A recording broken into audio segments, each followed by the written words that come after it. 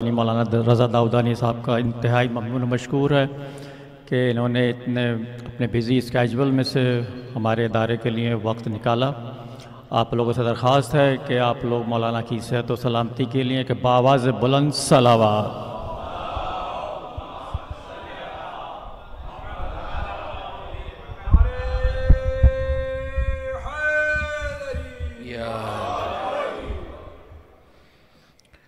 صلوات علی محمد و آل محمد۔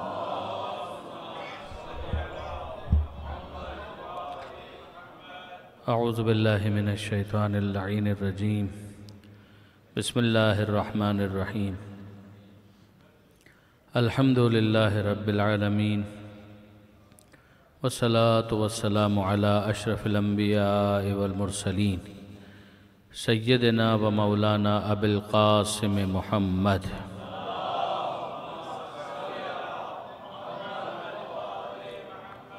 وَأَهْلِ بَيْتِهِ الطَّيِّبِينَ الطَّاهِرِينَ الْمَعْصُومِينَ الْمَظْلُومِينَ الْمُنْتَجَبِينَ الْمُنْتَخَبِينَ الْمَيَامِينَ لَا سِيَّمَا عَلَى الْإِمَامِ الْمُنْتَظَرِ وَالْحُجَّةِ الثَّانِيَةِ عَشَرَ الَّذِينَ أَذْهَبَ اللَّهُ عَنْهُمُ الرِّجْسَ وَطَهَّرَهُمْ تَطْهِيرًا۔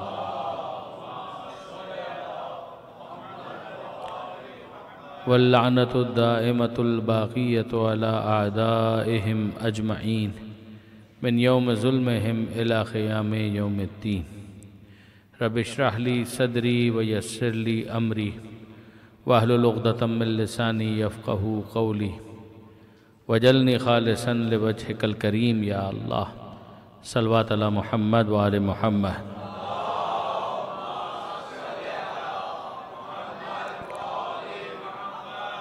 اما بعد فقد قال الله سبحانه وتعالى في القرآن الحكيم، بسم الله الرحمن الرحيم، والعصر إن الإنسان لفي خسر إلا الذين آمنوا وعملوا الصالحات وتواصوا بالحق وتواصوا بالصبر۔ صلوات على محمد وآل محمد۔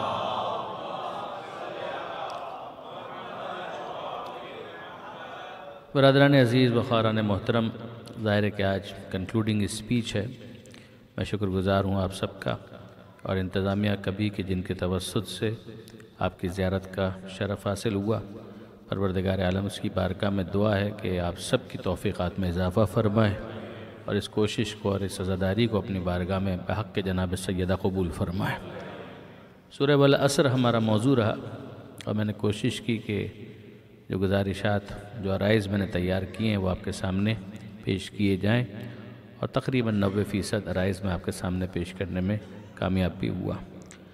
پروردگار عالم نے اس سورہ میں خلاصہ بیان کیا ہے قرآن مجید کا، زمانے کی قسم کھائی اور پھر یہ اعلان کر دیا کہ سب کے سب خسارے میں ہیں تاکہ سب متوجہ ہو جائیں، اور جب سب متوجہ ہو گئے تو پھر پروردگار عالم نے ان لوگوں کا ذکر کیا جو مستثنیٰ ہیں، جن کو ایگزمپٹ کیا گیا ہے، اور ایگزمپٹ کرتے ہوئے پروردگار عالم نے یہ ارشاد فرمایا کہ إِلَّا الَّذِينَ آمَنُوا وَعَمِلُوا الصَّالِحَاتِ، کہ ہاں مگر وہ لوگ کہ جو ایمان لائے اور جنہوں نے عمل صالح کو انجام دیا اور پھر اس کے بعد اس پیغام حق کو دوسروں تک پہنچایا اور اس پیغام صبر کو بھی دوسروں تک کمیونیکیٹ کیا۔ یہ وہ افراد ہیں جو نگاہ قدرت میں، نگاہ حق میں، نگاہ پروردگار میں خسارے سے باہر ہیں۔ انہوں نے اپنی زندگی کو صحیح جگہ پر انویسٹ کیا، انہوں نے اپنے وقت کو صحیح جگہ پر لگایا۔ ان کے لیے زمانہ خسارے کی گواہی نہیں دے گا، نفع کی گواہی دے گا، ان کے لیے فائدے کی گواہی دے گا، کامیابی کی گواہی دے گا۔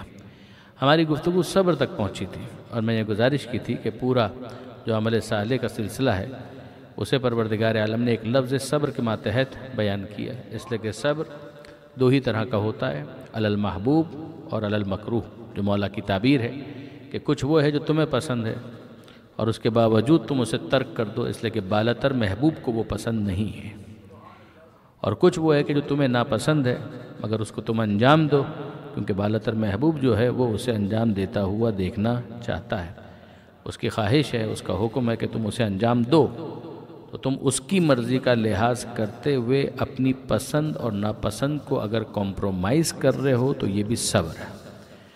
پھر اس کے بعد ایک مرحلہ وہ آتا ہے کہ جہاں پر انسان اس لیول پر اپنی مرضی کو سنکرونائز کرتا ہے، کہ جو مرضی مولا ہو وہی اس کی بھی مرضی بن جائے، تو پھر اس کے بعد تفاوت نہیں رہتا. یعنی اس کی جو اعلیٰ ترین مثال بنے گی خود آل محمد ہے، کہ جو قرآن مجید کے اندر پروردگار عالم نے کہا کہ وَمَا تَشَاءُونَ إِلَّا أَن يَشَاءَ اللَّهُ، کہ آل محمد تم وہی چاہتے ہو جو خدا چاہتا ہے. تو وہاں پر ٹکراؤ ہی نہیں ہے، تفاوت ہی نہیں ہے، وہاں پر تسلیم و رضا کی منزل. جناب جابر ابن عبداللہ انصاری کہ جن کا ذکر ظاہر اول کے عنوان سے آپ یقیناً سنتے ہیں، عاشور کے دن، اربعین کے دن خاص طور پر سنا جاتا ہے، حدیث قصہ کے حوالے سے ان کا ذکر سنا جاتا ہے.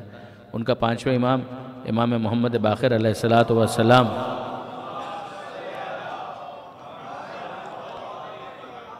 پانچویں امام کے ساتھ ایک مکالمہ بھی ہے، اور ظاہر ہے کہ یہ بعد از واقعہ کربلا کا ذکر ہے کہ جناب جابر ابن عبداللہ انصاری کے ساتھ پانچویں امام نے گفتگو فرمائی اور جابر سے سوال کیا کہ کیف اصبحت، اے جابر کیا حال چال ہے، تم نے کیسے صبح کی.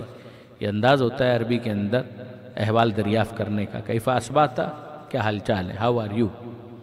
تو جناب جابر ابن عبداللہ انصاری، علماء اس کو بہت حسین انداز سے بیان کرتے ہیں. وہ کہتے ہیں کہ جابر ابن عبداللہ انصاری نے یہ سمجھا کہ میں اتنے ائمہ کی صحبت میں رہنے کے بعد اب پانچویں امام کی زیارت کا شرف حاصل کر رہا ہوں، تو گویا مجھ سے یہ پوچھا جا رہا ہے کہ پیغمبر اکرم سے لے کر ائمہ معصومین کی سیرت سے جو تم نے استفادہ کیا ہے اس کا خلاصہ اس جواب میں بیان کرو. یہ سوال اتنا سا ہے کہ کیف اصبحت، ہاؤ آر یو ڈوئنگ، کیا ہو رہا ہے.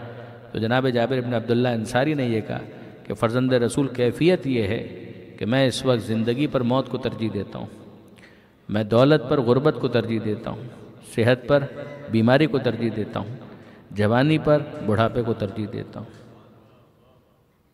تو آپ اگر غور فرمائیے تو یہ ساری کی ساری چیزیں وہ ہو گئیں کہ جو عام طور پر انسان کی خواہش کے برعکس ہے.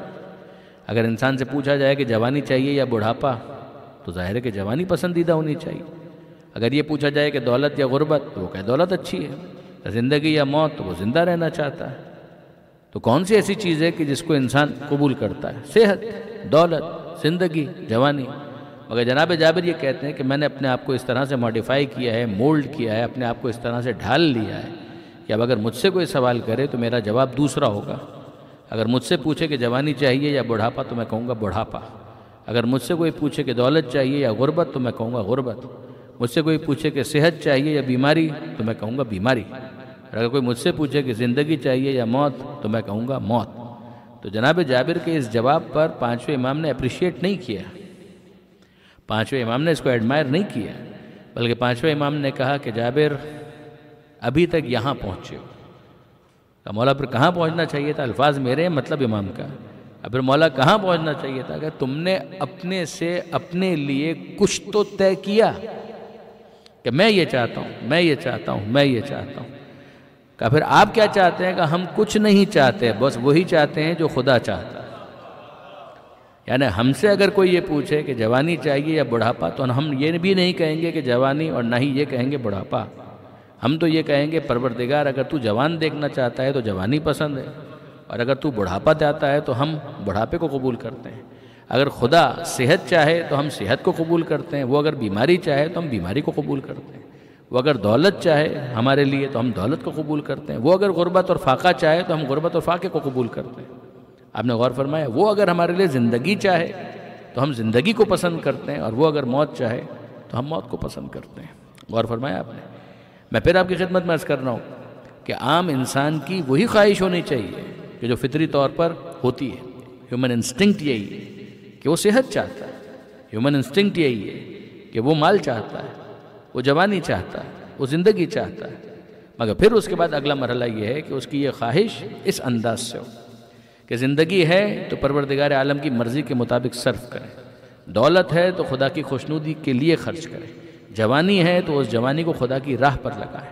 اگر ایسا ہو جائے تو وہ جوانی بھی مبارک ہے، وہ دولت بھی پسندیدہ ہے، وہ صحت بھی قابل قدر ہے، اور وہ زندگی بھی اس قابل ہے کہ اس کی تعریف کی جائے. اس میں کوئی حرج نہیں. مگر جناب جابر نے جس اینگل سے بات کی تھی اس کے اوپر پانچویں امام کی یہ تنقید وہ اس اعتبار سے تھی کہ عرفان کے اس مرحلے پر تو پہنچو نا کہ جہاں پر پھر اپنے لیے اپنے طور پر کوئی فیصلہ نہ کرو. پھر تو کہہ دو کہ افوض امری الی اللہ ان اللہ بصیر بالعباد، کہ میں نے اپنا معاملہ اللہ کے سپرد کر دیا، وہ اپنے بندوں کا حال خوب جانتا ہے. درود بھیجیے گا محمد و آل محمد.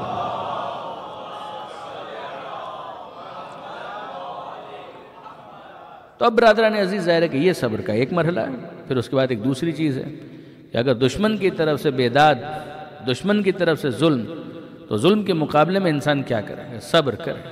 تو صبر کرے گا اس کا مطلب کیا ہے؟ کہ استقامت کے ساتھ اس کو فیس کرے، ثبات قدم کے ساتھ اس کو فیس کرے. ظاہر ہے کہ گفتگو مربوط ہے تو میں تکرار نہیں کروں گا ان مباحث کی کہ جن کو میں پہلے بیان کر چکا ہوں. ظاہر ہے کہ ہمارے وہ احباب کے جو آج کی مجلس میں تشریف لائیں اور اس سے پہلے حاضر نہیں تھے، ان کے لیے اس کو سمجھنا کچھ مشکل ہوگا. لیکن یہ کہ بہرحال اگر کوئی دشمن ہے اور وہ اگر ظلم کر رہا ہے تو اس ظلم کے مقابلے پر ایک انسان کی، ایک مومن کی کیا ذمہ داری ہے؟ وہ صبر کرے. لیکن صبر کا کیا مطلب ہے کہ وہ سرنڈر کر دے؟ کہا کہ نہیں، سرنڈر کرنے کا نام صبر نہیں ہے. استقامت کے ساتھ اپنے راستے پر آگے بڑھنے کا نام صبر ہے. یعنی آپ غور فرمائیے گا کہ اگر ایک انسان اگر اپنے موقف کو پہلے جانچتا نہیں ہے، اگر پہلے وہ اسیس نہیں کرتا، پہلے وہ ایگزامن نہیں کرتا کہ یہ میرا موقف درست بھی ہے یا نہیں، اور غلط موقف پر اگر وہ اڑا رہے تو اس کو ضد کہتے ہیں. اور اگر موقف کی صحت کا یقین ہے اور اس پر وہ باقی رہے تو اس کو صبر کہتے ہیں. ضد ناپسندیدہ ہے لیکن صبر بہت پسندیدہ ہے. ضد پروردگار عالم نے ہٹ دھرمی اس کو اپریشیٹ نہیں کیا، لیکن صبر کو، استقامت کو پروردگار عالم نے پسند کیا ہے. اور پھر اس کے بعد صبر ٹو واٹ ایکسٹینٹ؟ صبر اتنا تو کر کہ دشمن پر تلخ ہو جائے لذت بیداد. یہ جاگانا کا شعر ہے کہ صبر اتنا تو کر کہ دشمن پر تلخ ہو جائے لذت بیداد. وہ ظلم کرتے ہوئے ظلم کو انجوائے کرنا چاہتا ہے کہ جتنا وہ ظلم کرے اتنا ہی اسے مزہ آتا ہے، وہ اس پلیجر کو فیل کرنا چاہتا ہے. تو یہ جملہ واقعی یہ شعر بہت عمدہ ہے کہ صبر اتنا تو کر کہ دشمن پر تلخ ہو جائے لذت بیداد. وہ جو مزہ محسوس کر رہا تھا وہی کڑوا ہو گیا. وہ کہے کہ اتنے صابر، اتنے صابر، اتنے صابر. یہ وہ منزل ہے کہ جہاں پر کل تک ظلم کرنے والا آج فرزند رسول کہہ کر مخاطب کر رہا ہے. یعنی یہ وہ منزل ہے کہ جہاں پر صبر جیت جاتا ہے، صبر فتح مند ہوتا ہے. دیکھیے برادران عزیز، میں آپ کی خدمت میں عرض کروں کہ آپ اہل کوفہ سے جناب زینب کے خطبے کو غور سے مطالعہ کریں کہ جناب زینب نے جو کوفے والوں سے خطاب کیا تو اس میں شکوہ کس بات کا کہ یو آر ناٹ گڈ فنیشرز، تم کو فنش کرنا نہیں آتا. اس کا مطلب کیا ہے دوسرے لفظوں میں کہ تمہیں صبر نہیں آتا. اگر صبر تمہارے اندر ہوتا تو تم استقامت کے ساتھ اپنی منزل کو حاصل کرتے. تم نے درمیان میں وڈرا کر دیا اپنے آپ کو. اس کا مطلب کیا ہے؟ تم میں صبر نہیں ہے. یعنی اگر ایک خاتون، یہ قرآن کی دی ہوئی مثال ہے کہ ایک بوڑھی عورت، احمق عورت، اسٹوپٹ، کہ جو صبح سے شام تک کپڑا بنتی ہے اور آخر میں اپنے ہی ہاتھوں سے جو کپڑا بنا ہوتا ہے اس کو پھاڑ کر تار تار کر دیتی. تو اس کا مطلب کیا ہے کہ دن بھر کی محنت کو اس نے ضائع کر دیا. Hard to gain, harder to maintain. کہ تم مینٹین نہیں کر پائے. جب مینٹین نہیں کر پائے تو وہ ساری محنت ضائع ہو جائے. تو جہاں صبر نہیں ہوگا وہاں پر محنت ضائع ہو جائے. لیکن اگر صبر ہو تو پھر کیا ہوگا کہ انسان جو محنت کی ہے اس کو وہ پروٹیکٹ کرے گا تاکہ مستقبل کے اندر اس سے استفادہ کیا جا سکے. غور فرمایا آپ نے. اب ہم آپ سے سوال کرنا چاہتے ہیں کہ ذرا اس پر غور کیجئے کہ جو اہل کوفہ کا معاملہ تھا وہ کیا تھا. آیت اللہ شہید باقر الصدر ان کا ایک تھیسس چھپا ہوا ہے اور غالباً اس کا اردو ترجمہ بھی اویلیبل ہے. اس میں انہوں نے ایک تجزیہ کیا. انہوں نے کہا کہ کوفہ اور شام، وہاں کی جو پاپولیشن ہے اس کے درمیان ایک فرق ہے. شام والوں کا مسئلہ یہ تھا کہ ان کے پاس علم کی کمی تھی اور کوفے والوں کا مسئلہ یہ تھا کہ ان کے پاس جرت کی کمی تھی. کوفے والوں کے پاس جرت کی کمی تھی، شام والوں کے پاس علم کی کمی تھی. تو اگر ان کے پاس جرت کی کمی ہے تو ضرورت ہے کہ ان کو جرت کا بوسٹر دیا جائے، اور ان کے پاس اگر علم کی کمی ہے تو ضروری ہے کہ انہیں زیور علم سے آراستہ کیا جائے. حسین کی قربانی نے دونوں کام کیے. حسین کی قربانی نے دونوں کام کیے. شام کے جاہلوں کو علم عطا کیا، کوفے کے بزدلوں کو جرت اور بہادری عطا کی. یعنی غور فرمائیے گا برادران عزیز کہ آپ کو ملے گا کہ اگر سید سجاد کا خطبہ آپ دیکھیں، جناب زینب کا خطبہ دیکھیں، تو کوفے کے اندر تعارف پہ اتنا زور نہیں ہے. انٹروڈکشن، میں نہیں کہتا کہ انٹروڈکشن نہیں ہے، مگر انٹروڈکشن پر اتنا زور نہیں. شام میں اگر آپ خطبات کو دیکھیں تو وہاں پر آپ کو تعارف پر زیادہ زور ملے گا، انٹروڈکشن کے اوپر. اس لیے کہ شام والوں کے پاس تعارف نہیں ہے آل محمد کا، وہ نہیں جانتے کہ آل محمد کون. شام کا علاقہ کب فتح ہوا تھا؟ پیغمبر اکرم کے زمانے میں نہیں، دوسری خلافت کے آغاز میں. پہلی خلافت کے اینڈ میں وہ تو 2 ہی سال کا پیریڈ ہے، پھر اس کے بعد جب دوسری خلافت، تو دوسری خلافت میں ایک طرح سے آپ سمجھیے کہ شام کا علاقہ فتح ہوا. یہ لوگ کرسچن تھے بائی ریلیجن، اور پھر جب کنورٹ ہوئے ہیں تو مسلمان ہو گئے، اور جب مسلمان ہوئے ہیں تو انہوں نے پیغمبر اکرم کو نہیں دیکھا. ان کے سامنے دین کی ترجمانی کے لیے جن کو بھیجا گیا ان کا نام ہے بنو امیہ. بنو امیہ والے وہاں پر گئے اور انہوں نے دین کا ورژن ان کے سامنے پیش کیا. اس زمانے میں ذہن میں رکھیے گا کہ جو گورنر ہوتا تھا وہی جماعت کی نماز بھی لیڈ کرتا تھا، اسی کا ذمہ ہوتا تھا کہ وہ لوگوں کو دین بھی بتائے، اسلام بھی سکھائے، یہ اس کی ذمہ داری ہوتی ہے. یعنی اسی کے اپوائنٹڈ افراد پھر رجال دین بن کر، یعنی دین کے مبلغین بن کر لوگوں کے درمیان دین پہنچاتے تھے. اب میں آپ سے پوچھتا ہوں کہ مجھے ایک بات بتائیے کہ یہ جو شام کے افراد ہیں ان کو تو دین پتہ نہیں، بتا کون رہا ہے دین؟ بنو امیہ والے. ان کو کتنا دین پتہ ہے؟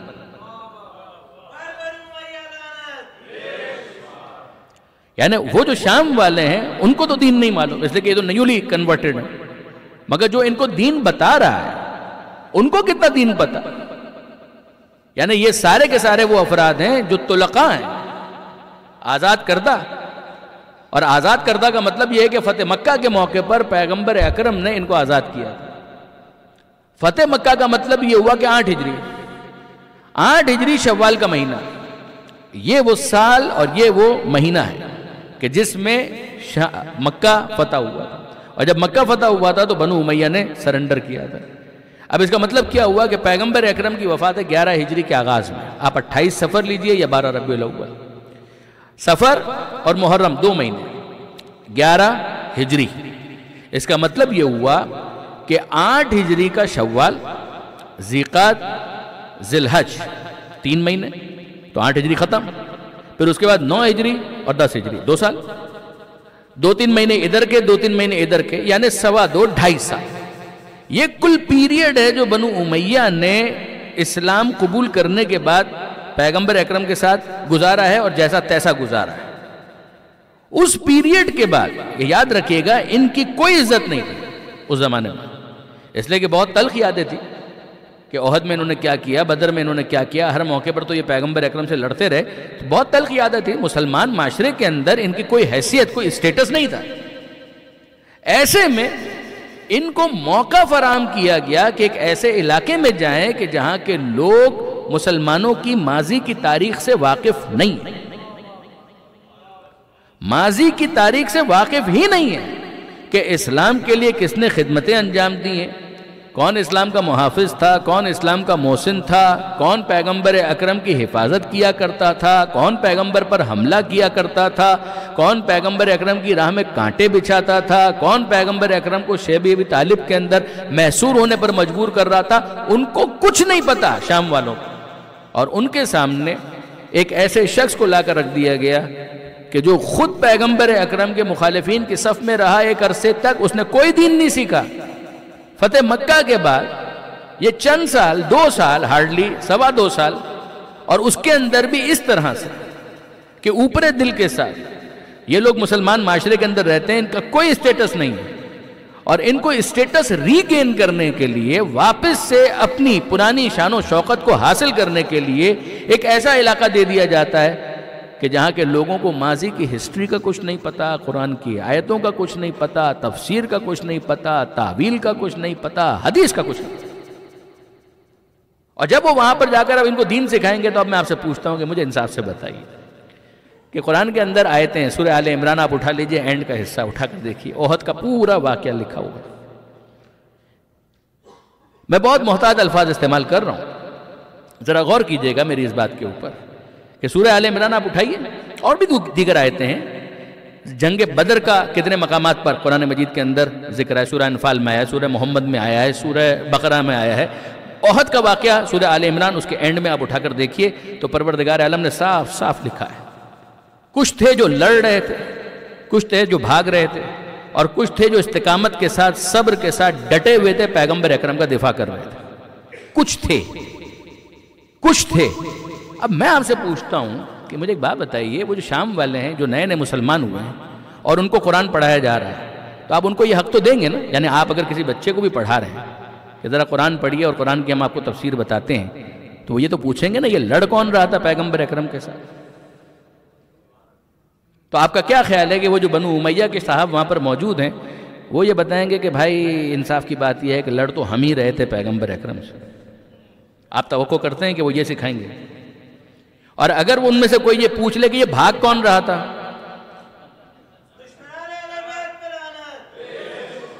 کہ رسول بلا رہے تھے اور تم چلے جا رہے تھے، تو مجھے انصاف سے بتائیے پہلا سوال تو یہ ہوگا لڑ کون رہا تھا؟ تو وہ یہ بتائیں گے کہ ہم لڑ رہے تھے. اور اگر پوچھے کہ یہ بھاگ کون رہے تھے تو وہ بتائیں جو مسند خلافت پر اس وقت براجمان ہے. آپ کیا توقع کرتے ہیں؟ تو ان کی ضرورت تھی کہ ان تمام تر چیزوں کے اوپر پردہ ڈالا جائے، تو وہ کبھی بھی اپنے آپ کو اس طریقے سے تو انٹروڈیوس نہیں کریں گے.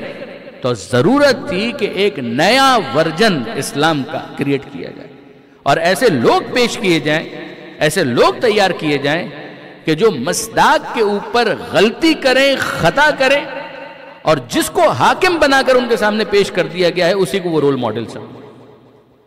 اس کا نتیجہ کیا ہے کہ نسلیں آگے بڑھ رہی ہیں کہ جن کا علم سے کوئی تعلق نہیں، جہالت اور صرف جہالت. یہ آل محمد کے عنوان سے بنو امیہ کو جانتے ہیں، ان کو نہیں پتا کہ اہل بیت میں اور کون کون ہے، ان کو نہیں پتا کہ چادر تطہیر کا کیا معاملہ ہے، ان کو حدیث قصہ کا کچھ نہیں پتا، ان کو آیہ تطہیر کا نہیں پتا، ان کو آیہ مباہلہ کا نہیں پتا، ان کو کوئی علم نہیں کہ علی کے بارے میں پیغمبر اکرم نے کیا کہا، ان کو کوئی علم نہیں کہ فاطمہ کے بارے میں اللہ کے رسول نے کیا کہا، کچھ نہیں پتا. یہ ہے جاہل، ان کے پاس علم نہیں ہے. تو شہید صدر کا وہ جو تھیسس ہے وہ بہت امپورٹنٹ ہے. وہ فرماتے ہیں کہ جو شام والے تھے وہاں پر علم کی کمی تھی، کوفہ میں ایسا نہیں، وہاں پر علم کی کمی نہیں ہے. وہ جانتے ہیں کہ آل محمد کون، علی نے ان کے درمیان وقت گزارا ہے، جناب زینب ان کے درمیان رہی ہیں، جناب ام کلثوم وہاں پر اپنا وقت گزار چکی ہیں، امام حسن مجتبی انہوں نے وہاں پر اپنا ٹائم گزارا ہے، امام حسین وہاں پر رہے ہیں، وہاں پر ان کا گھر تھا. یہ کوفہ والے ہیں کہ جنہوں نے ان جنگوں کے اندر مولا کا ساتھ دیا. تو آپ غور فرمائیے کہ ان کو یہ تو پتا ہے کہ آل محمد کون، مگر وہاں پر جس چیز کی کمی ہے وہ ہے جرت، بہادری اور صبر، استقامت نہیں. وہاں پر کنسسٹنسی نہیں ہے، وہاں پر پرپیچولیٹی نہیں ہے، وہاں پر تسلسل نہیں ہے. یہ فرق اگر واضح ہوا تو پھر میں آپ کو دعوت دیتا ہوں کہ گھر جا کر آپ چیک کیجئے گا دونوں جگہ پر دیے گئے خطبوں کو چیک کریں.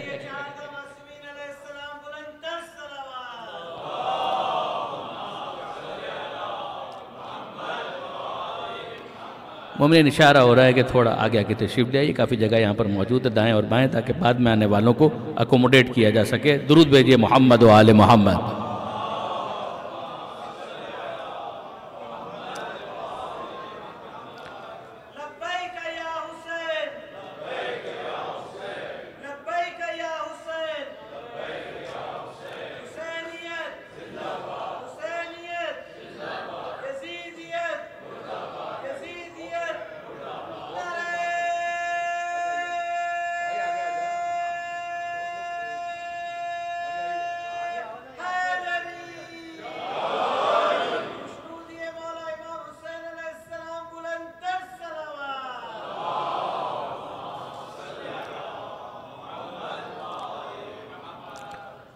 تو میں گزارش کر رہا تھا کہ اگر آپ ان خطبوں کو دیکھیں شام میں آپ کو یہ انداز زیادہ ملے گا. من عرفنی فقد عرفنی ومن لم یعرفنی انا اعرفہ. جو مجھے جانتا ہے وہ جانتا ہے، جو نہیں پہچانتا اس کو میں اپنا تعارف کرواتا ہوں کہ ہم ہیں کون. تعارف کروا رہے ہیں. کوفہ میں تعارف ہے مگر تعارف پر اتنا زور نہیں، زیادہ زور ہے زجر و توبیخ پر. تم لوگوں نے یہ کیا اور تم لوگوں نے وہ کیا. آپ زیارت اربعین پڑھ چکے، اس کے اندر الفاظ ہیں لِيَسْتَنْقِذَ عِبَادَكَ مِنَ الْجَهَالَةِ کہ اے پروردگار میں گواہی دیتا ہوں کہ حسین نے یہ جہاد اس لیے کیا کہ تیرے بندوں کو جہالت کے اندھیروں سے نکال کر علم کے نور سے ان کے دلوں کو منور کر. حسین کی اس قربانی کے نتیجے میں شام کا اور دوسرا ایک بہت بڑا علاقہ ہے کہ جو آل محمد سے واقف نہیں تھا وہ آل محمد سے انٹروڈیوس ہوا، ان کو پتہ چلا، جس کا نتیجہ کیا نکلتا ہے. میں یہ نہیں کہتا کہ شام والے بالکل منقلب ہو گئے، تبدیل ہو گئے اور وہاں پر ایسا کوئی فکری انقلاب آ گیا کہ سب کے سب آل محمد کی محبت سے ان کے دل لبریز ہو گئے، نہ. لیکن ایک بہرحال کاؤنٹر نیریٹو ہے کہ جو وہاں پر ڈیولپ ہو گیا. پھر اس کے بعد ہمیں خود برادران اہل سنت کے اندر کچھ افراد ایسے نظر آتے ہیں کہ جنہوں نے بعد میں قربانیاں دی ہیں، یعنی اس موقف کو پھر انہوں نے ڈسون کیا. امام نسائی کی قربانی کو آپ معمولی نہیں کہہ سکتے، غیر معمولی قربانی. یعنی امام نسائی وہ شخص ہیں کہ جن کا شمار اہل سنت کے عوام میں نہیں ہوتا، اہل سنت کے علماء میں ہوتا ہے، اہل سنت کے عام علماء میں نہیں ہوتا، اہل سنت کے بڑے علماء میں ہوتا ہے۔ اہل سنت کے بڑے علماء میں بھی محدثین میں ہوتا ہے، محدثین میں بھی ان محدثین میں ہوتا ہے کہ جنہوں نے 6 بڑی کتابوں میں سے ایک کتاب کو کمپائل کیا ہے، سنن نسائی، یہ ان کی کمپائلڈ کتاب ہے۔ مگر آپ غور فرمائیے کہ یہ جناب امام نسائی یہ ہیں قتیل ولایت علی ابن ابی طالب، کمال ہے۔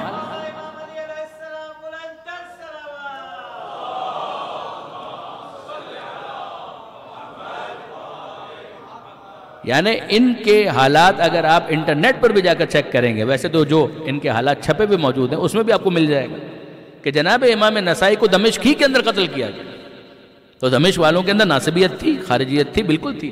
میں صرف اتنا کہہ رہا ہوں ایک counter narrative at least build ہوا اس موقع پر، اور آہستہ آہستہ وہ پروان چڑھتا رہا، وہ ختم نہیں ہو گئے ناصبی، مگر ایک کاؤنٹر نیریٹو۔ امام نسائی اپنے زمانے میں جب گئے ہیں دمشق تو وہاں پر انہوں نے جس چیز کو مشاہدہ کیا کہ خارجیت ہے، ناصبیت ہے، دشمنی اہل بیت کا اظہار ہو رہا ہے، علی کو برا بھلا کہا جا رہا ہے، اہل بیت کو برا بھلا کہا جا رہا ہے، تو اس موقع پر انہوں نے کتاب لکھنے کا فیصلہ کیا، اور اس کتاب کا نام ہے خصائص امیر المؤمنین۔ وہ کتاب اردو میں ترجمہ ہو چکی ہے، اور اس کی شروحات لکھنے والے خود علماء اہل سنت ہیں، آج تک اس کی شروحات لکھی جا رہی ہے۔ اور آپ کو شاید حیرانی ہوگی کہ برادران اہل سنت میں سے جو معتدل مزاج ہیں وہ تو اس کتاب کو بہت عقیدت سے پیش کرتے ہیں۔ جناب ظہور احمد فیضی آخری نام میرے سامنے انہی کا ہے کہ جنہوں نے اس کتاب کی شرح لکھی، اور بہت عمدہ شرح ہے، انصاف کی بات، بڑی موٹی ایک ضخیم کتاب ہے جو انہوں نے لکھی، خصائص امیر المومنین کی شرح۔ اس کتاب کے اندر کیا ہے؟ صرف اور صرف فضائل اہل بیت۔ اور آپ کو حیرانی ہوگی کہ جو آج بھی اہل بیت سے بغض رکھنے والے ہیں وہ امام نسائی کو باوجود یہ کہ ان کی کتاب 6 بڑی کتابوں کے اندر شامل ہے مگر ان کو ڈسون کرتے ہیں، ان پر لعنت بھیجتے ہیں۔ اس کی کیا وجہ ہے میں بھی عرض کرتا ہوں آپ کی خدمت میں۔ یہ امام نسائی جب دمشق میں گئے اور انہوں نے دیکھا کہ یہاں پر تو اہل بیت کا بغض مجھے نظر آ رہا، تو انہوں نے کتاب لکھی خصائص امیر المومنین۔ اس میں کیا ہے؟ علی کے فضائل۔ خصائص کا مطلب ایکسکلوسیو، یعنی جو علی سے خاص ہے، امیر المومنین کے فضائل۔ اچھا اب آپ اس کو پڑھتے چلے جائیں۔ انہوں نے کیا کیا کہ پہلے تو کتاب لکھ دی، پھر کتاب لکھنے پر اکتفا نہیں کیا، مسجد امویہ دمشق میں جا کر بیٹھ گئے۔ اب امام نسائی چھوٹے آدمی تو ہے نہیں، انہوں نے کہا بھائی میں درس دینا چاہتا ہوں، کون منع کرے گا؟ گئے ممبر پر، اور ممبر پر جا کر کہہ رہے ہیں کہ بیٹھو میں تمہیں درس دے رہا ہوں۔ درس کس پر دے رہا ہوں؟ کہ خصائص امیر المومنین یہ کتاب ہے، یہ حدیث کی کتاب ہے، فضائل علی ہے مگر حدیث ہے، میں ان حدیثوں کا تمہیں درس دے رہا ہوں۔ تو پوری چین آف نیریٹرز پڑھتے ہیں، میں روایت کرتا ہوں اس سے، وہ اس سے، وہ اس سے، وہ اس سے، یہاں تک کہ بات پہنچتی ہے پیغمبر اکرم تک، اور پھر کہتے ہیں کہ علی کے بارے میں پیغمبر نے یہ کہا۔ غدیر کی حدیث من کنت مولا ہو فعلی مولا، وہ اس کے اندر موجود ہے۔ خیبر والی حدیث کہ کل میں علم اس کو دوں گا، لأوتین الرایۃ غدا رجلا کرارا غیر فرار یحب اللہ ورسولہ ویحبہ اللہ ورسولہ، میں اس کو علم دوں گا کہ جو مرد ہوگا، کرار ہوگا، غیر فرار ہوگا، اللہ اور رسول سے محبت کرتا ہوگا، اللہ اور رسول اس سے محبت کرتے ہوں گے۔ یہ حدیث اس کتاب کے اندر موجود ہے۔ اور ضمناً عرض کر دوں، علامہ سید علی نقی صاحب بہت پیارا تبصرہ کیا کرتے تھے اس حدیث کے بارے میں۔ وہ فرمایا کرتے تھے کہ عام طور پر زور دیا جاتا ہے بات کے الفاظ پر، وہ بھی بہت اہم ہے، مرد ہوگا، کرار ہوگا، غیر فرار ہوگا، یہ بہت اہم ہے، مگر اس سے زیادہ اہم ہے پہلا جملہ کہ پیغمبر کہہ رہے ہیں لأوتین الرایۃ غدا، کل میں دوں گا، یعنی کل تک کو میں نے دیا ہی نہیں تھا۔ تو جب میں نے دیا نہیں تھا تو جو ناکام آیا ان کی ناکامی کا میں ذمہ دار نہیں ہوں، جس کو میں دوں گا اس کی کامیابی یقینی ہے، میں ذمہ لیتا ہوں۔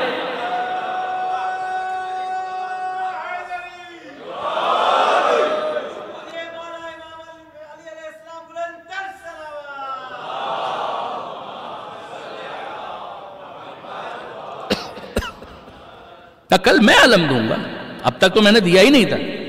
وہ اس وقت تک نہیں پلٹے گا کہ جب تک فتح مند نہیں ہو جاتا۔ تو پھر اس کے بعد ہم اللہ کے رسول سے کہیں اللہ کے رسول آپ کسی اور کے بارے میں اتنی بڑی گارنٹی کیسے لے سکتے ہیں؟ کوئی اور ہے اس کے بارے میں آپ اتنی بڑی گارنٹی کیسے دے سکتے ہیں، ضمانت کیسے دے سکتے ہیں؟ یہ تو آپ کی طرف سے گارنٹی ہے، مگر کسی اور کے بارے میں آپ اپنی بات کریں۔ تو اللہ کے رسول یہی جواب دیں گے میں کسی اور کا ذمہ نہیں اٹھا رہا، اپنے نفس کا ذمہ اٹھا رہا ہوں۔ درود بھیجیے گا محمد و آل محمد۔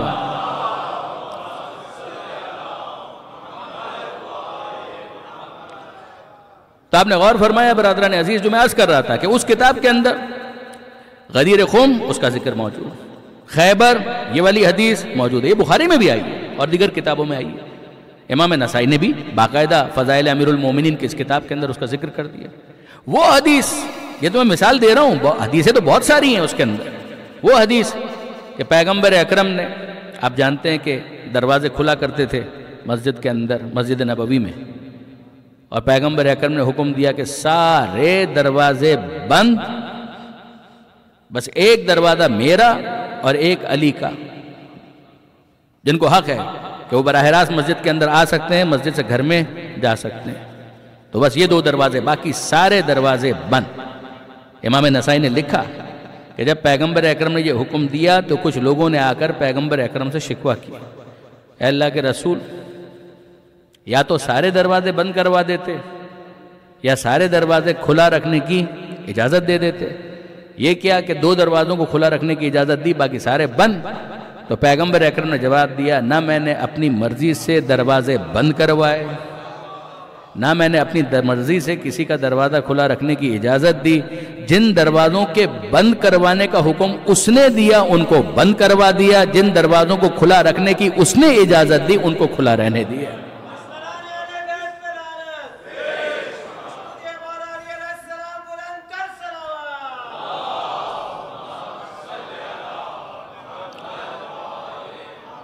کبھی غور کیجئے گا کہ یہ خود اہل بیت کی طہارت باطنی کے ساتھ طہارت جسمانی کی بھی بہت بڑی دلیل ہے۔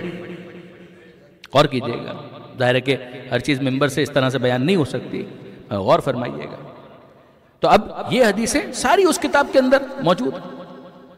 کچھ حدیثیں جو ایکسکلوسیولی مولا کا ہیں، کچھ وہ کہ جس میں جناب سیدہ کا بھی ذکر ہے، دیگر پنجتن کا بھی ذکر موجود ہے۔ یہ کتاب انہوں نے لکھ دی اور پھر اس کتاب کا درس دینا شروع کیا، ممبر پر گئے اور پھر ایک حدیث بیان کرتے ہیں، دوسری حدیث بیان کرتے ہیں، تیسری حدیث بیان کرتے ہیں اور اس کی تشریح کر رہے ہیں۔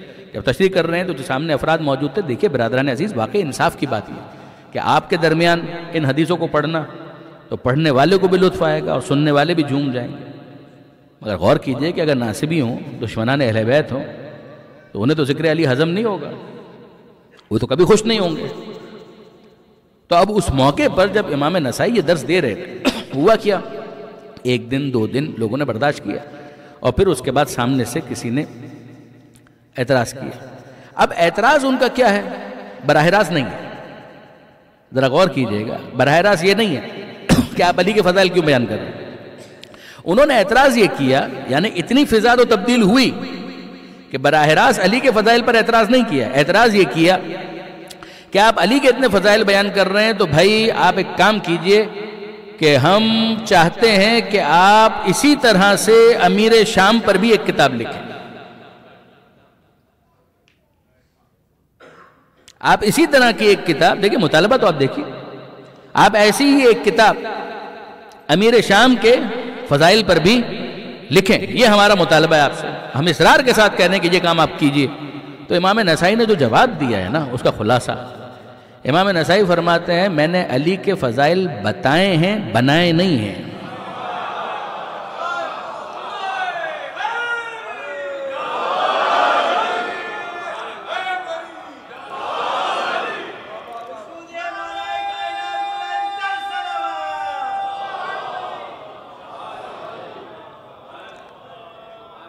میں نے علی کے فضائل بتائے ہیں، بیان کیے ہیں، بنائے نہیں ہیں۔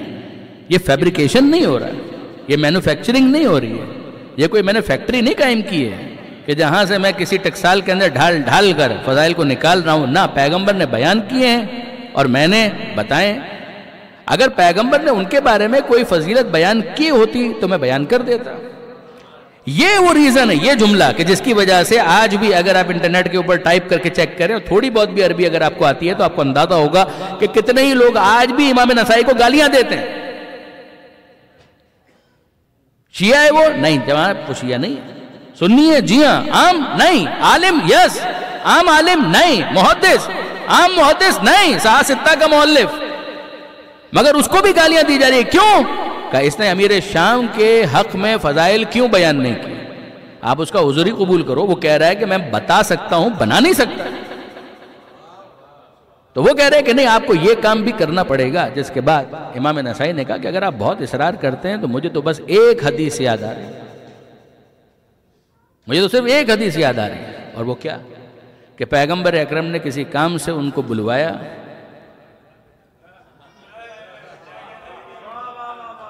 پیغمبر اکرم نے کسی کام سے ان کو بلوایا، پیغمبر ان کے پاس پیغام لے کر گیا. وہ کھانا کھا رہے تھے اور ان کو کہا گیا کہ اللہ کے رسول آپ کو بلا رہے ہیں. تو انہوں نے جواب یہ دیا کہ کہہ دو کہ میں کھانا کھا رہا ہوں. یہ یاد رکھیے گا کہ اگر کوئی نماز بھی پڑھ رہا ہو نا، اور اگر اللہ کے رسول بلائیں تو اس پر لازم ہے کہ نماز توڑ کر پیغمبر اکرم کی صدا پر لبیک کہے.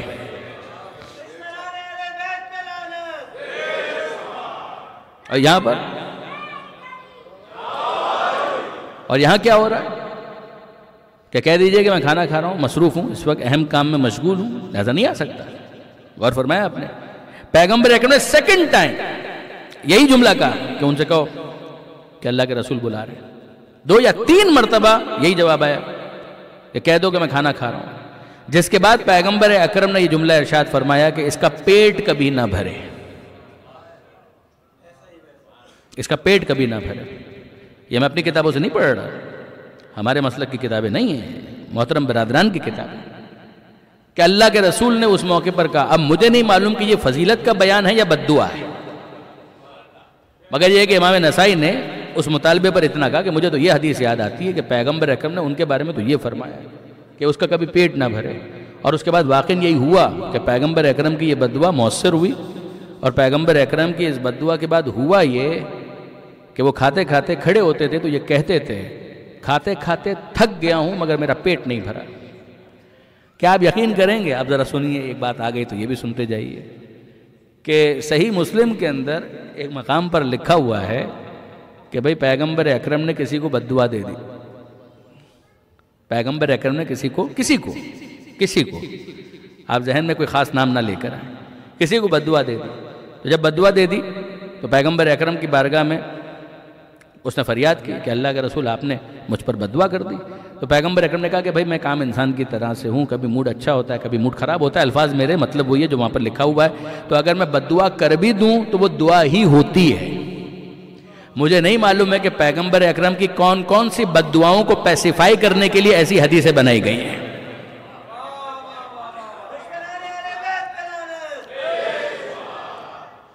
اب آپ ذرا غور کیجئے کہ پیغمبر کہہ رہے ہیں میں بددعا دے رہا ہوں، وہ بددعا مؤثر بھی ہو رہی ہے، امام نسائی گواہی دے رہے ہیں، اور پھر اس کے بعد ہمیں یہ حدیث بھی نظر آ جاتی ہے. اور واقعاً اگر کسی میں ہمت ہے تو پھر آگے بڑھ کر مجھے بتائے کہ جب قرآن مجید کے اندر یہ آیا تھا کہ تبت یدا ابی لہب و تب، تو پیغمبر اکرم نے بیان کیا تھا یا نہیں کیا تھا؟ اور اگر بیان کیا تھا تو کسی میں مجال ہے کہ وہ کہے کہ یہ ابو لہب کے لیے بددعا نہیں تھی بلکہ اس کو دعائیں دی جا رہی تھی؟ درود بھیجیے گا محمد و آل محمد.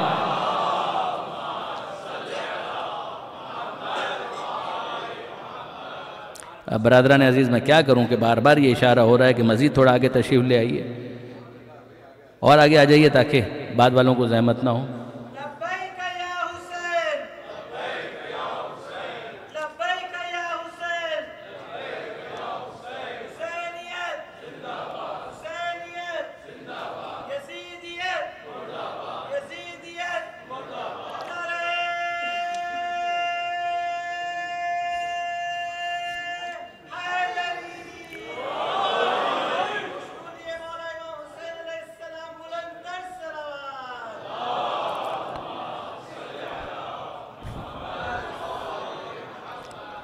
وہ استقامت کے ساتھ اشارے کر رہے ہیں، میں استقامت کے ساتھ گزارش کر رہا ہوں. آپ استقامت کے ساتھ ایک ہی مرتبہ آگے تشریف لے آئیے. درود بھیجئے محمد و آل محمد.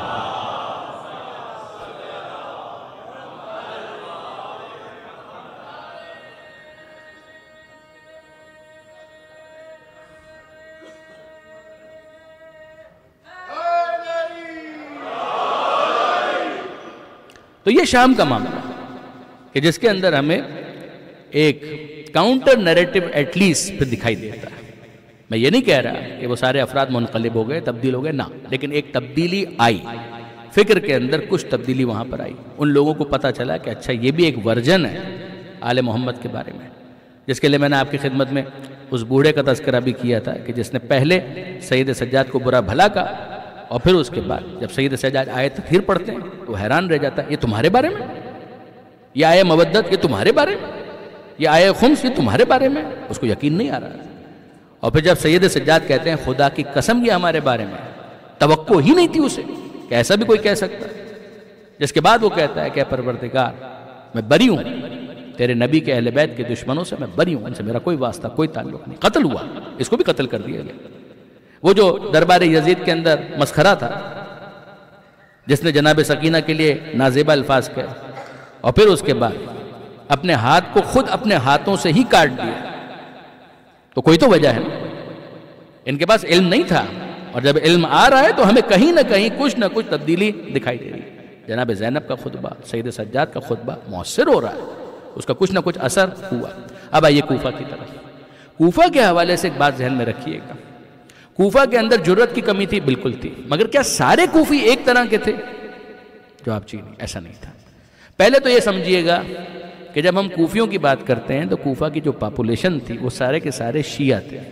کیا مطلب؟ کیا مطلب سارے کے سارے شیعہ تھے؟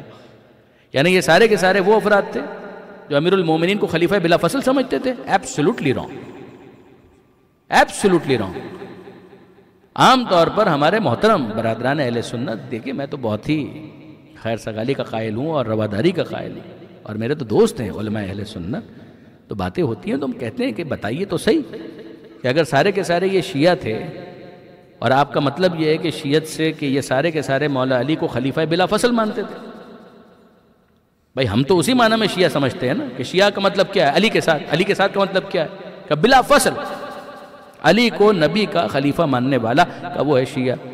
شیعہ کا مطلب ہے جو جس کے ساتھ ہے، جتنی دیر کے لیے ہے وہ اتنی دیر کے لیے اس کا شیعہ ہے. اگر کوئی ایک دن کے لیے علی کے ساتھ ہے تو وہ ایک دن کا شیعہ ہے. اگر کوئی ایک جنگ میں علی کے ساتھ ہے تو وہ ایک جنگ کا شیعہ ہے. اگر کوئی 3 جنگوں کے لیے علی کے ساتھ ہے تو وہ 3 جنگوں کا شیعہ ہے. اور اگر کوئی ہمیشہ کے لیے علی کے ساتھ ہے تو وہ ہمیشہ کا شیعہ ہے. یعنی اگر کوئی ہم سے پوچھے کہ آپ علی کے شیعہ ہیں کس معنی میں، تو ہم یہ کہیں گے ہم علی کو خلیفہ بلا فصل سمجھتے ہیں، پیغمبر اکرم تک پہنچنے کا دروازہ سمجھتے ہیں. دین کی جو بھی آپ بات کہیں گے وہ علی سے لیں گے اور اہل بیت سے لیں گے. آپ کہیں گے قرآن کی تفسیر ہم اہل بیت سے لیں گے، علی سے لیں گے. آپ کہیں گے عقائد ہم علی سے لیں گے. آپ کہیں گے فقہ ہم علی سے لیں گے. آپ کہیں گے اخلاق ہم علی سے لیں گے. آپ کہیں گے حدیث ہم علی سے لیں گے. ہم علی کو باب مدینۃ العلم سمجھتے ہیں. جب دروازہ یہ ہے تو کہیں اور کیوں جائیں؟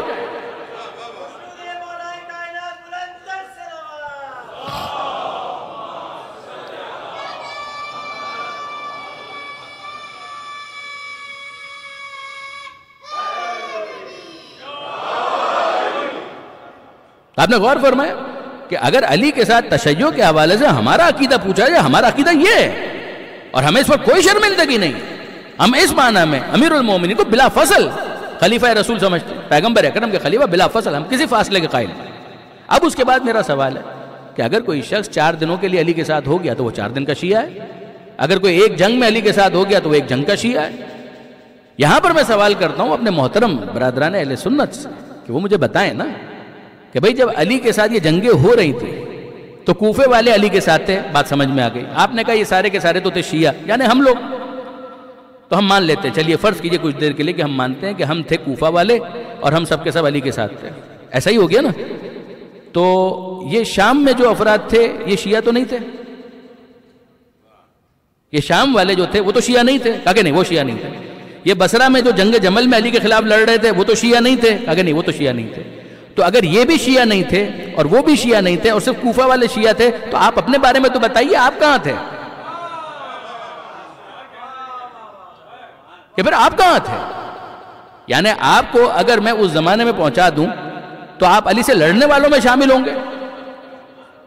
یعنی ایک طرف شام کا لشکر ہے، ایک طرف علی کا لشکر ہے، تو آپ علی کو دیکھ کر علی کے لشکر میں شامل ہوں گے یا علی کے شیعوں کو دیکھ کر شام والوں میں شامل ہوں گے؟ آپ ایک طرف دیکھتے ہیں علی والے اور دوسری طرف دیکھتے ہیں جنگ جمل والے. تو مجھے بتائیے نا کہ علی کو دیکھ کر علی والوں میں شامل ہوں گے یا علی کے ساتھ افراد کو شیعہ کہہ کر سامنے والوں میں شامل ہو جائیں گے؟ تو وہ کہتے ہیں کہ نہیں نہیں نہیں، یہ تو ہم نہیں کریں گے کہ علی کے خلاف تلوار اٹھائیں. تو میں نے کہا الحمدللہ، خدا کا شکر ہے کہ آپ نے کہا کہ یہ تو ہم نہیں کریں گے. تو اگر یہ آپ نہیں کریں گے تو پھر آپ کہاں جائیں گے؟ کہ ہم کوفے والوں میں شامل ہوں گے. تو جب آپ کوفے والوں میں شامل ہو گئے تو کیا علی کو خلیفہ بلا فصل مانیں گے؟ کہا کہ نہیں، ہم خلیفہ بلا فصل تو نہیں مانیں گے، مگر علی سے اگر کوئی لڑے گا تو ہم علی کا ساتھ دیں گے. تو میں کہتا ہوں کہ جناب یہی عقیدہ کوفے والوں کا بھی تھا.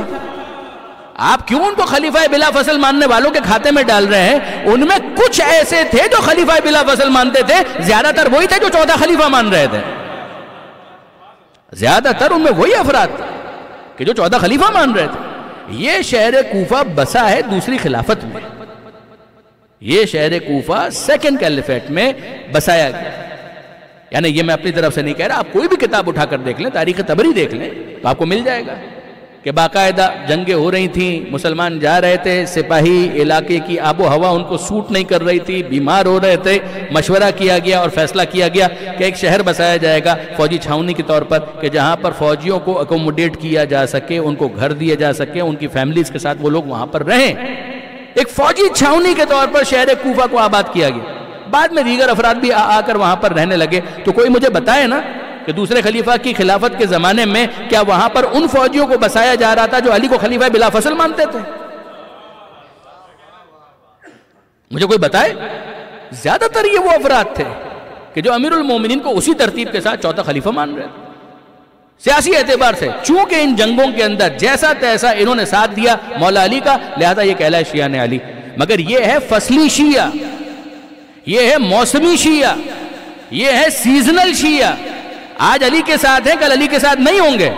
ان کو آپ ان کے ساتھ مقایسہ نہ کریں کہ جو کسی ایک فصل تک علی کے شیعہ نہیں ہیں، جو کسی ایک موسم کے لیے علی کے شیعہ نہیں ہیں. ان کی پارٹیاں بدلتی رہتی ہیں. ہم نے تو غدیر خم میں جس پارٹی کو جوائن کیا تھا آخر تک اسی پارٹی میں رہنے کا فیصلہ کیا ہے.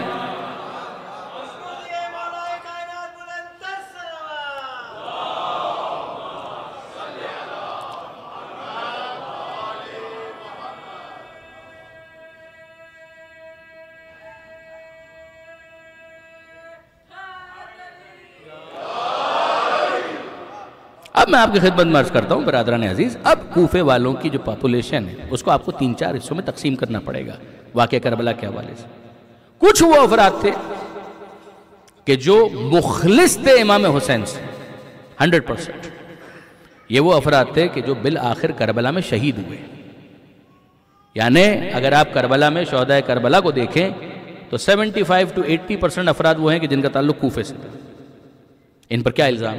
ان پر کوئی الزام کسی قسم کا. جناب مسلم بن اوسجہ کہاں سے آئے تھے؟ کوفہ سے. حبیب ابن مظاہر کہاں سے آئے تھے؟ کوفہ سے. عابس ابن شبیب شاکری کہاں سے آئے تھے؟ کوفہ سے. شوزب کہاں سے آئے تھے؟ کوفہ سے. بریر حمدانی کہاں سے آئے تھے؟ کوفہ سے. یو نیم اٹ، آپ نام لیتے جائیے. 75% بلکہ شاید اس سے بھی زیادہ یہ سب کے سب کوفہ سے تعلق رکھتے ہیں. ان کے اوپر کیا الزام؟ کوئی الزام. ان کے اوپر کسی قسم کا کوئی ایلیگیشن. یہ وہ افراد ہیں کہ جنہوں نے حسین کا ساتھ دیا ہے، حسین کے لیے اپنی جان قربان کی. باقی افراد ہیں کچھ بصرہ سے، کچھ مدینہ سے، کچھ دوسرے علاقوں سے، مگر زیادہ تر افراد majority of them they are from Kufa. یہ سارے کے سارے کوفہ سے آئے تھے. ان پر کوئی الزام نہیں. یہ تو وہ ہیں کہ جن کو زیارت وارثہ کے اندر ہم خراج تحسین پیش کرتے ہیں کہ طبتم وطابت الارض التي فيها دفنتم وفزتم فوزا عظیما. تم خود بھی طیب و طاہر اور تمہارے دفن کے صدقے میں کربلا کی خاک بھی پاک و پاکیزہ. تم نے بڑی کامیابی کو حاصل کیا. کاش ہم بھی تمہارے ساتھ ہوتے اور اس منصب پر فائز ہوتے. یہ تو وہ افراد ہیں، ان پر کوئی الزام نہیں. پھر کچھ افراد وہ تھے جناب مسلم بن عقیل کی شہادت کے موقع پر قید خانے میں تھے. ان پر بھی کوئی الزام نہیں. نمایاں ترین مثال جناب مختار، وہ کہاں تھے؟ قید خانے میں تھے. ان پر کوئی الزام نہیں. کچھ افراد وہ تھے، کوفہ شہر بڑا، اس بڑے شہر کے مختلف محلوں کی ناکہ بندی کر دی گئی. اس ناکہ بندی کی وجہ سے they could not access، جناب مسلم بن عقیل تک پہنچ نہیں پائے. ان پر بھی کوئی الزام نہیں. الزام کن پر ہے؟ الزام ان لوگوں پر ہے جو ہزاروں کی تعداد میں تھے، وہ بھی کم نہیں تھے. مگر یہ افراد وہ تھے کہ جو جناب مسلم بن عقیل کے ساتھ تھے اور پھر اس کے بعد انہوں نے ساتھ نہیں دیا اور وہ چلے گئے. یہ وہ افراد ہیں کہ جن کے اوپر الزام. یقیناً یہ بے وفا تھے، یقیناً یہ اس قابل تھے کہ ان کی زجر و توبیق کی جائے، یہ کم نہیں تھے جنہوں نے جرت کی کمی کا مظاہرہ کیا. غور فرمایا آپ نے. اب میں یہاں پر آپ کے سامنے ایک سوال رکھتا ہوں، مجھے بتائیے کہ یہ جو کربلا میں جا کر شہید ہوئے کوفے والے، مسلم بن عقیل کی تنہائی کے موقع پر یہ کہاں تھا؟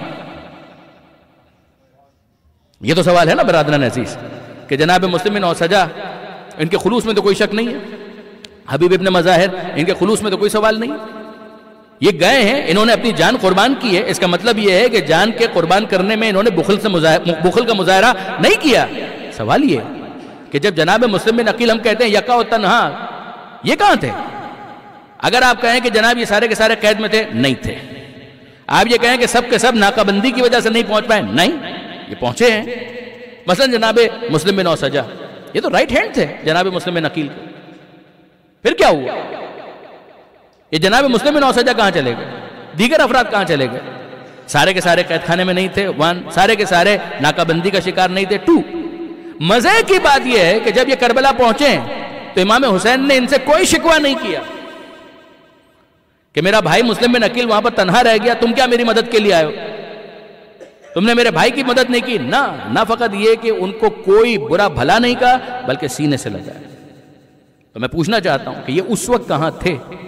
شکر گزار ہونا چاہیے جناب علامہ سید علی نقی صاحب کا. انہوں نے اس مسئلے کو پٹ اپ کیا، اس پر بحث کی، ڈیبیٹ کی اور بہت ہی عمدہ نتیجے کو پیش کیا. انہوں نے کہا واضح محسوس ہوتا ہے کہ جب جناب مسلم بن عقیل کا ساتھ لوگوں نے چھوڑ دیا تو یہ موجود تھے، مگر جب یہ موجود تھے تو اب جناب مسلم بن عقیل نے کنکلوڈ کیا کہ تمہارا یہاں پر رہنا اب میرے لیے فائدہ مند نہیں ہے، کسی بھی صورت میں تم مجھے بچا نہیں سکتے. اب تو طے یہ ہونا ہے کہ مجھے تو قتل کر دیا جائے گا، اب میرے ساتھ تم سب بھی قتل ہو جاؤ یہاں پر، یا اپنے آپ کو پہنچاؤ کربلا حسین کے پاس. کہ دو میں سے ایک بات ہے کہ میں تو قتل ہو جاؤں گا، یہ فور شیور ہے، سرٹینلی، نمبر 1. نمبر 2، تم اگر یہاں میرے پاس رکتے ہو تو تم بھی قتل ہو جاؤ. اب طے یہ کرنا ہے کہ یہاں قتل ہونا زیادہ مفید ہے یا وہاں جا کر حسین کا ساتھ دینا زیادہ مفید ہے. گویا مسلم بن عقیل نے یہ کہا کہ میں ہوں تمہید کربلا، حسین ہے جان کربلا. تو اب تمہید کا معاملہ ختم ہوا، اب جاؤ اس مرکزی خیال تک، اب جاؤ کربلا کی جان تک، اب جاؤ اپنے آپ کو حسین تک پہنچاؤ، بائی دس وے اور دیٹ وے، بائی ہک اور بائی کروک، کسی طریقے سے بھی اپنے آپ کو حسین تک پہنچاؤ.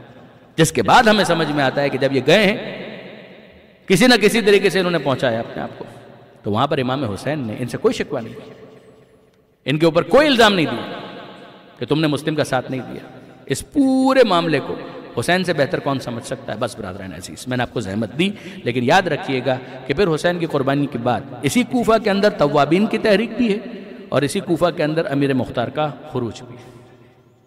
میرا اصرار ہے اور بہت شدید اصرار ہے کہ گھر کے اندر اپنے بچوں کو مختار کے حالات سے بہت زیادہ واقف، تاکہ احساس ہو کہ ایسا نہیں ہوا کہ بس کربلا کے اندر قربانیاں دے دی گئیں اور اس کے بعد پھر کوئی امپیکٹ نہیں ہے. بہت زبردست امپیکٹ ہے. آج تک حسین کا خون رنگ لا رہا ہے، آج تک دنیا حسین کے خون سے، حسین کی قربانی سے متاثر ہے. یہ ایسا نہیں ہوا کہ وہاں پر سارے شہید ہو گئے اور بعد میں کوئی فائدہ حاصل نہیں ہوا. دنیاوی اعتبار سے بھی، میں جلوس کی مجلس میں بھی کہہ رہا تھا، امپیکٹ تو ہے، نہ بھی ہوتا تو بھی حق ہے، شہادت ہے. مگر حسین کی شہادت تو وہ ہے کہ جس نے غیر معمولی تبدیلیاں پیدا کی، کوفے والوں کے ضمیر کو بیدار کیا ہے، ان بزدلوں کو استقامت کے ساتھ میدان میں ڈٹ کر مقابلہ کرنا سکھایا ہے حسین ابن علی کی شہادت. شام والوں کو زیور علم سے آراستہ کیا، کوفے والوں کو بہادری سکھائی، شجاعت سکھائی، اور ان تمام مراحل کے اندر جس بی بی نے مرکزی کردار ادا کیا ہے وہ ہے جناب زینب کا. دامن وقت میں بالکل گنجائش نہیں، ورنہ میں ابھی آپ کے 20-25 منٹ اور لیتا، لیکن یہ ہے کہ بہرحال یہ نقطہ اس قابل ہے کہ اس پر بھرپور توجہ کی جائے. یاد رکھیے گا کوفے کا معاملہ ہوموجینیس نہیں تھا. آپ یہ کہیں کہ سب کے سب ایک طرح کے تھے، جی نہیں، بڑی ڈائیورسٹی ہے، بہت تنوع ہے، بہت کے مختلف الخیال، مختلف اقسام کے افراد وہاں پر موجود تھے. ہاں اب آئیے اس پورے واقعے کے بعد جناب زینب نے جو شام کو فتح کیا، جو کوفہ کو فتح کیا، اور اب شام سے جب رخصت ہو رہی ہے، کل جہاں پر بات میں نے روکی تھی زندان شام میں سکینہ کو سلام آخر کہا. جناب سید سجاد نے محبتانہ عذر خواہی کی کہ اے سکینہ بھائی بہت مجبور تھا، اس کے ہاتھوں میں ہتھکڑیاں تھیں، تجھے گود میں نہ اٹھا سکا. جناب زینب نے کہا کہ اے بیٹی پھوپھی شرمندہ ہے، پھوپھی شرمندہ ہے، تجھے لے کر آئی مگر تجھے واپس لے کر نہیں جا رہی، یہیں پر تجھے زندان شام میں چھوڑ کر جا رہی ہے، بعد میں آؤں گی اور ہمیشہ یہاں پر تیرے ساتھ رہوں گی. پھر اس کے بعد جب یہ قافلہ آگے بڑھا، راستہ طے کرتے ہوئے وہ منزل آ گئی کہ جو ایک کراس روڈ ہے. جب آگے بڑھ جائیے تو مدینہ اور دوسری سمت میں چلے جائیے تو کربلا. اس کو آپ میپ کے اندر بھی دیکھ سکتے ہیں. مدینہ ہے، مکہ ہے، کوفہ اس طرف ہے اور شام اور اوپر کی طرف. تو شام سے اگر آپ اسٹریٹ بھی آ رہے ہیں تو پھر لیفٹ کی طرف جائیے تو کوفہ. کوفہ کا مطلب یہ کہ کربلا اسی سائڈ پر آگے ہے. اور اگر اسٹریٹ یوں آ جائیے مزید آگے تو پھر مدینہ منورہ ہے. سفر ہے، کئی دنوں کا سفر ہے. مگر جب اس کے بعد اس جگہ پر پہنچے تو جناب زینب نے سید سجاد سے کہا بیٹا سید سجاد جانا ہے مدینہ، ماں کو بھی پرسہ پیش کرنا ہے، نانا کی چوکھٹ تھام کر بھی بہت کچھ کہنا ہے، مگر بیٹا بعد میں، پہلے کربلا جائیں گے، بھائی کی قبر پر حاضری دیں، بھائی کو بھی رپورٹ کریں نا کہ ہم نے بھائی کا پیغام پہنچا دیا. اور اب جب یہ قافلہ پہنچا ہے کربلا تو کربلا میں پہلے سے جابر ابن عبداللہ انصاری موجود تھے جن کو حسین ابن علی کے پہلے زائر ہونے کا شرف حاصل ہوا. ضعیف ہو چکے ہیں، آنکھوں سے نظر نہیں آتا، عطیہ ساتھ موجود ہیں ان کے ساتھی. اور جناب جابر نے فرات میں پہلے غسل کیا ہے، بعض نے تو یہاں تک لکھا کہ محرم کی طرح سے احرام کا لباس پہنا، اور پھر اس کے بعد عطیہ سے کہا کہ مجھے ذرا حسین کی قبر پر لے جا. تو عطیہ نے کہا مجھے کیا معلوم یہاں پر حسین کی قبر کون سی ہے، کوئی نشان نہیں ہے. کہا تجھے کیا نظر آ رہا ہے؟ کہا قبریں ہیں، نشان قبر نہیں. کہا بس مجھے ان قبروں کے درمیان کھڑا کر دے. اور جناب عطیہ نے ہاتھ پکڑ کر قبروں کے درمیان کھڑا کر دیا. اور جناب جابر کو معلوم ہے کہ کیسے حسین کی قبر کی شناخت ہوگی. تو جناب جابر نے کہا السلام علیک یا ابا عبداللہ. جواب نہیں آیا، آنکھوں میں آنسو آ گئے. حبیب لا یجیب حبیبا، دوست کو جواب نہیں دے رہا، یہ شکوہ کیا. پھر کہا السلام علیک یا ابن رسول اللہ، اے فرزند رسول جابر کا سلام قبول کیجیے. ایک قبر سے جواب آیا وعلیک السلام یا امی جابر، اے چچا جابر میرا بھی آپ پر سلام. جابر کہتے ہیں عطیہ جس قبر سے آواز آئی ہے یہی حسین ابن علی کی قبر ہے، مجھے یہاں پر لے جاؤ. عطیہ نے ہاتھ تھاما، آنکھوں میں آنسو ہے. جناب جابر پہنچے اور یا حسین کہہ کر گچ کھا کر گر پڑے. اور عالم رویا میں اب حسین ابن علی کو دیکھا اور وہی منظر دیکھا جو عاشور میں زخموں کے ساتھ حسین ابن علی کا تھا. تو جناب جابر ابن عبداللہ انصاری نے حسین ابن علی کو اس عالم میں دیکھ کر یہ کہا کہ فرزند رسول میں نے سنا تھا کہ آپ زخمی ہیں، مگر اتنے زخمی ہیں یہ مجھے نہیں پتا. سر تپا زخمی. اس سے پہلے کہ جابر اور کچھ کہتے جناب امام مظلوم نے کہا اے جابر باقی باتیں بعد میں، اب آپ کھڑے ہو جائیے اور تھوڑا دور چلے جائیے. تو جناب جابر نے کہا کہ مولا کیا میری حاضری یہاں پر قبول نہیں ہے؟ کہا کہ نہیں حاضری آپ کی قبول ہے، آپ میرے لئے محترم ہیں، مگر بات اتنی سی ہے کہ اب میری زینب آ رہی ہے، زینب کے لئے جگہ خالی کر دیں. اجرکم اللہ. جناب جابر کو عطیہ بیدار کرتے ہیں اے جابر اٹھیے، غضب ہو گیا، ایسا لگتا ہے کہ ہم مارے گئے، یزید کے سپاہی آ رہے، ہمیں قافلہ آتا ہوا نظر آ رہا ہے. جابر نے کہا حسین کے نام پر جان قربان، ذرا دیکھو کون آ رہے ہیں. کہا کہ نہیں جابر یہ یزید کے سپاہی تو ہو نہیں سکتے، اس لیے کہ یہاں تو کالے علم نظر آ رہے ہیں، سیاہ اماریاں نظر آ رہی ہیں. اماریوں کا مطلب تو یہ ہے کہ بیبیاں بیٹھی ہوئی ہیں، یہ یزید کے سپاہی نہیں ہو سکتے. تو جناب جابر نے کہا دیکھو ان میں کوئی مرد بھی ہے. کہا کہ ہاں ایک بوڑھا نظر آ رہا ہے، ایک بوڑھا نظر آ رہا ہے. کہا بس مجھے اس کے پاس لے جاؤ. عطیہ نے جابر کا ہاتھ تھاما اور لے گئے اس مرد ضعیف، اس شیخ کے پاس، اس پیر مرد کے پاس، اس بزرگ کے پاس کہ جس کی کیفیت یہ ہے کہ سر کے بال بھی سفید ہیں، داڑھی کے بال بھی سفید ہیں، چہرے پر جھریاں ہیں، کمر خمیدہ ہے، انتہائی ضعیف. تو جناب جابر نے کہا کہ آپ کون ہیں، اپنا تعارف کروائیں گے؟ تو اس مرد بزرگ نے کہا انا علی ابن الحسین. اے چچا جابر آپ نے مجھے نہیں پہچانا، میں حسین کا بیٹا زین العابدین ہوں، میں سید سجاد. تو جناب جابر کہتے ہیں اے مولا سجاد، آپ حسین کے بیٹے، حسین کا سجاد 24 برس کا، اسے تو جوان ہونا چاہیے، یہ میرا ساتھی بتا رہا ہے کہ آپ بوڑھے ہیں اور مجھ سے زیادہ بوڑھے لگ رہے ہیں، یہ جوانی میں آپ پر بڑھاپا کیسے آیا؟ تو سید سجاد آنسوؤں کو نہ روک سکے اور کہنے لگے الشام الشام الشام، اے چچا جابر، یہ شام کے مصائب ہیں کہ جنہوں نے سجاد کو بوڑھا کر دیا۔ اور جب جناب سید سجاد یہ گفتگو کر رہے تھے، ایسے میں جناب زینب کہاں پر ہے؟ سواری تھوڑا اور آگے بڑھ گئی اور جناب زینب نے قبر حسین تک پہنچنے کا انتظار نہیں کیا، اپنے آپ کو ناکے سے زمین کربلا پر گرا دیا اور آہستہ آہستہ گھٹنوں کے بل حسین کی قبر تک پہنچی، اپنے آپ کو کسی طرح سے حسین کی قبر تک پہنچایا، اور پہلا جملہ تو یہ اے میرے بھائی حسین میرا سلام قبول کرو، اور پھر اس کے بعد فرماتی ہیں اے بھیا حسین، زینب خوش بھی بہت ہے، شرمندہ بھی بہت، خوش بھی ہے اور دکھی بھی ہے، میں خوش اس لیے ہوں کہ میں تیرا پیغام پہنچا کر آئی ہوں، میں شام اور کوفہ فتح کر کے آئی ہوں، میں دربار یزید ہلا کر آئی ہوں، لیکن اے بھیا حسین، زینب شرمندہ بھی ہے، دکھی بھی بہت ہے، تیری ایک امانت لے کر گئی تھی، میں تیری امانت شام میں کھو کر آئی ہوں، میں سکینہ کو واپس نہ لا سکی۔ بس عزیزوں، آخری چند جملے اور سن لیجئے کہ یہاں سے 3 دن کی عزاداری کے بعد جب یہ قافلہ مدینہ منورہ پہنچا ہے تو مدینہ منورہ پہنچنے کے بعد جناب زینب نے کہا اے بھیا سجاد، اے بیٹا سجاد، میں مدینہ میں داخل نہیں ہونا چاہتا، میں کیسے مدینہ میں داخل ہوں، میرا دل نہیں مانتا، جب چلے تھے تو کیا کیفیت تھی، پلٹے ہیں تو کیا کیفیت ہے، اے بیٹا مجھ میں ہمت نہیں ہے کہ میں نانا کے روضے پر جا سکوں۔ عارضی خیمے نصب کیے گئے، ان خیموں کے اندر بیبیاں گئیں، اور اب سید سجاد نے بشیر کو بلایا اور کہا اے بشیر، تو تو شاعر ہے، تیرا باپ تو شاعر تھا، کیا تو بھی شعر کہتا ہے؟ کہا کہ مولا میں بھی کوشش کر لیتا ہوں۔ کہا جا اور جا کر ہمارے آنے کی خبر سنا دے۔ اور اب بشیر یہ کہتا ہوا چلا یا اہل یثرب لا مقام لکم بہا، اے مدینہ کے رہنے والوں، مدینہ رہنے کے قابل نہیں رہا۔ قتل الحسین فادمعی مدرارو، ارے جو مدینہ کی رونق تھے حسین وہ قتل کر دیے گئے، میری آنکھیں خون کے آنسو رو رہی ہیں، تم بھی گریا کرو اور آنسو بہاؤ۔ اور جو کوئی پوچھتا تو بشیر یہی کہتے ہیں کہ وہ لٹا ہوا قافلہ باہر موجود ہے، شہر مدینہ کے باہر موجود ہے، پڑاؤ ڈالا ہوا ہے، اور اب پورا مدینہ استقبال کے لیے باہر چلا۔